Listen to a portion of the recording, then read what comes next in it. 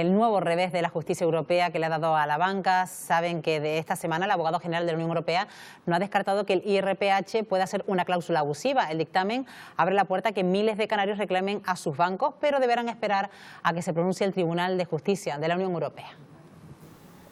Le preguntamos a Andrés Roda, un abogado especialista en derecho bancario que ha ganado 2 sentencias en Canarias de hipotecas referenciadas al IRPH, cómo afecta el dictamen del abogado general de la Unión Europea a las familias canarias que tienen su hipoteca con este índice. Roda prefiere mantener la prudencia hasta que se pronuncie el Tribunal de Justicia de la Unión Europea. Creo que ha sido un pasito más dentro de lo que es la gran batalla que se ha planteado contra el IRPH, pero sobre todo esperar por la sentencia.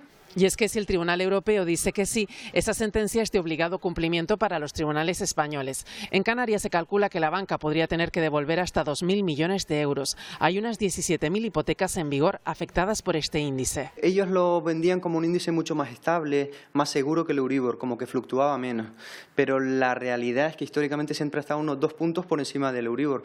Para DICAE, este es un paso más en la condena a prácticas abusivas, entre las que se incluye las cláusulas suelo. A mí me consta que muchos bancos ya incluso están provisionando ante una posible avalancha de demandas judiciales por el tema de IRPH. Pues bueno, en su momento también debieron de haberlo tenido en cuenta.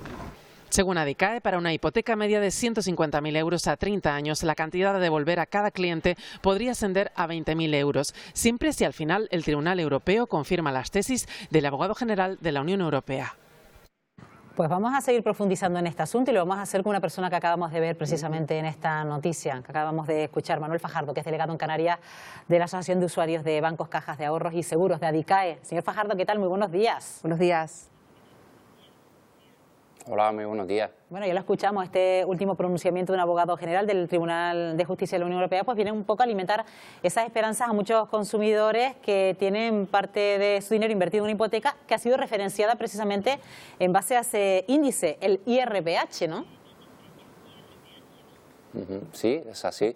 De hecho, el dictamen del abogado general de la Unión Europea lo que nos viene a decir es que definitivamente este índice de referencia, el IRPH, tiene que estar sometido al control de la Directiva 9313, que es la Directiva Europea sobre cláusula abusiva. Por lo tanto, sí que se abre la puerta a que exista esa posibilidad de que el uso de este índice de referencia pues, pueda ser calificado como abusivo, nulo y se compense económicamente a los usuarios que firmaron su hipoteca a través de este índice del IRPH.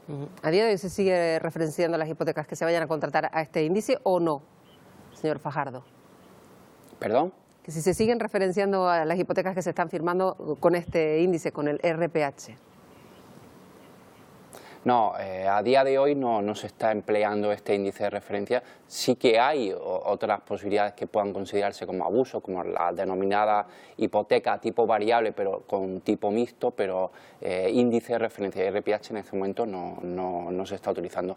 Básicamente se utilizó de forma masiva en los años 2006-2007 a través de las cajas de ahorro y otras entidades financieras como UCI, que pertenece hoy al Banco Santander o incluso el Banco Sabadell. Estamos hablando de casi en una horquilla de 17.000 afectados solo en Canarias. Si tenemos en cuenta el número de hipotecas vivas en Canarias, que pueden estar en torno a las 160.000, y si tenemos en cuenta que el 10% de la hipoteca venía en referencia de IRPH, pues nos da esa horquilla de entre 15 y 17.000 afectados, que de media y para una hipoteca de 120.000, 150.000 euros, puede estar perfectamente en un perjuicio económico de en torno a los 20.000 euros.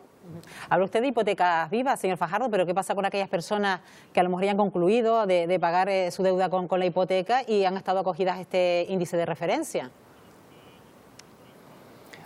Son cuestiones que tendremos que ir viendo. Posiblemente tenga que llegar un nuevo pronunciamiento del Tribunal Supremo y posiblemente venga a aclarar todo este tipo de situaciones. A priori, seguro podrán reclamar aquellos que en este momento tengan la hipoteca en vigor. Para los que hayan amortizado ya su hipoteca, hayan cancelado su hipoteca, pues habrá que ver, porque sí que es verdad que, por ejemplo, la acción de nulidad una opción de nulidad no tiene caducidad y por lo tanto podría demandarse este tipo de hipotecas, pero habrá que verlo, habrá que ver también cuál es el pronunciamiento del Supremo. ¿Y cuál es la razón por la que este tipo de hipotecas referenciadas al índice IRPH serían abusivas? Porque faltaba transparencia, señor Fajardo, ¿cuáles son las razones? Claro, hasta la fecha, tanto la banca como el Tribunal Supremo Español lo que venían a decir es que el IRPH como índice de referencia es un índice oficial que está publicado en el Boletín Oficial del Estado, que estaba supervisado por el Banco de España y que por lo tanto no era una condición general de la contratación, no era una cláusula que pudiese ser declarada como cláusula abusiva, no estaba sometida al control de esa directiva europea sobre cláusula abusiva. Lo que viene a decir el abogado general de la Unión Europea y lo que hemos defendido todas las asociaciones de consumidores es que este índice de referencia tiene que estar sometido como cláusula en un contrato hipotecario al control de transparencia de la Directiva 93/13 y por lo tanto sea susceptible de declararse como abusiva.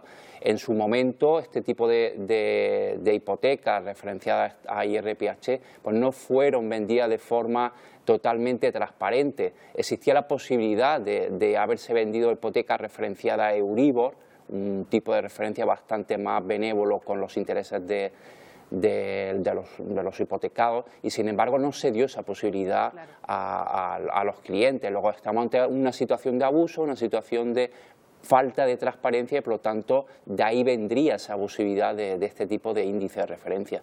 El caso es que este índice se vio envuelto en la polémica ya por el año 2013 porque sí es verdad que en esa época el Euribor empezó a bajar a valores próximos al 0% y sin embargo veíamos que el IRPH pues, se mantenía incluso en un 2%. Es decir, la diferencia en la hipoteca referencial al IRPH salía más caras, ¿no? Sí, en este momento el índice de referencia IRPH está en torno al 1,80, en cambio el Euribor está en niveles negativos, en menos 0,30, menos 0,35. La diferencia es más que evidente, es algo que conocía ya la banca, que sin embargo no lo puso en conocimiento de los clientes, de ahí esa situación de abuso. Sí que es importante aquí que los afectados, los posibles afectados, tengan en cuenta que les puede llegar algún tipo de propuesta por parte de su banco. Es importante que no se firme ningún tipo de acuerdo en el que venga implícito la renuncia a la posibilidad de demandar, de reclamar a su banco, porque perderíamos esa posibilidad. Entonces, que tengan cuidado con propuestas que llegan desde el banco y, por supuesto, que acudan a asociaciones de consumidores como ADICAE, donde se les va a informar primero de si tiene o no tiene ese índice de referencia y, segundo, cuáles serían los pasos a seguir a partir de ahora. Bueno, pues una buena noticia para los afectados, todavía no se puede empezar a reclamar, ¿no? En vía judicial no se recomienda hasta que no tengamos la resolución del Tribunal de Justicia de la Unión Europea, que posiblemente no llegue hasta principios de año, primer trimestre del año 2020. Pero sí que se puede iniciar ya la reclamación extrajudicial, es decir, ya podemos ponernos en contacto con nuestro banco proponiéndoles pues, el que nos retiren o dejen de aplicar ese índice de referencia por abusivo. Y esto se haría pues, de forma extrajudicial, por escrito, y de hecho se recomienda que ya se inicie esa parte, digamos, de la reclamación extrajudicial. Bueno, eso tendría que aplicarse la buena voluntad del banco, para que eso ocurriera, señor Fajardo. No sé si por la experiencia de otras cláusulas abusivas anteriores esto se ha llevado a cabo por parte del banco, esa aplicación de buena voluntad. No, claro, es evidente que el rechazo lo tenemos seguro, pero bueno, es un paso previo al de la demanda judicial. Primero tenemos que comunicarle en vía extrajudicial y si adelantamos, porque son procesos que pueden durar meses, entonces si vamos adelantando esa gestión, pues entendemos que mucho mejor, claro. Lo que sí está claro es que, ya lo decía usted en el vídeo anterior, los bancos están viendo venir que pueden tener que hacer frente a esas indemnizaciones, incluso estarían aprovisionándose, decía usted, ¿no? Sí. En este momento las entidades financieras ya están teniendo en cuenta esta posible contingencia y están provisionando solo por esa litigiosidad que se prevé en los próximos meses. Bueno, hablamos también de otro asunto, porque no ha sido una buena semana para los bancos a raíz de esta noticia y de la otra, de que el Supremo impide los desahucios con menos de 12 meses de impago. ¿Esto en la práctica qué supone, señor Fajardo? Bueno, eso supone que cualquier hipoteca pues tenga un mayor margen en los supuestos de impago. Si antes, al tercer mes, ya estamos ante la posibilidad de que el banco requiriese el pago de la totalidad de la deuda pendiente y pudiese ejecutar esa vivienda, en este momento tendríamos que alargarlo a los 12 o 15 meses, un poco dependiendo también del momento del pago en el que estemos.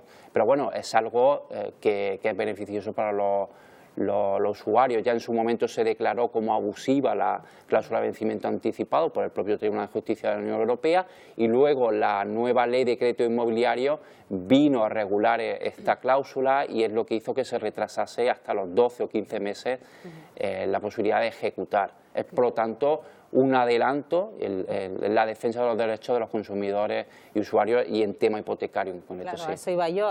¿Cuánto ha influido esa nueva ley hipotecaria aprobada por el Gobierno de España?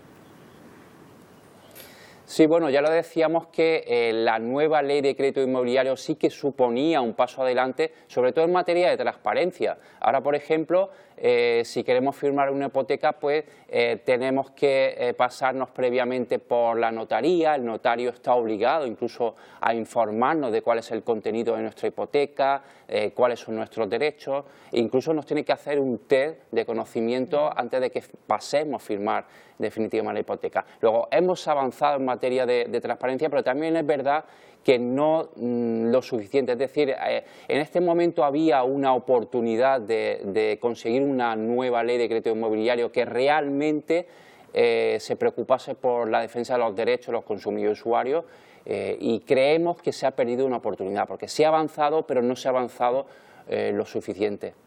Pues Manuel Fajardo, delegado en Canarias de Adicae, como siempre, gracias por habernos acompañado. Buenos días. Muy buenos días. Buenos días.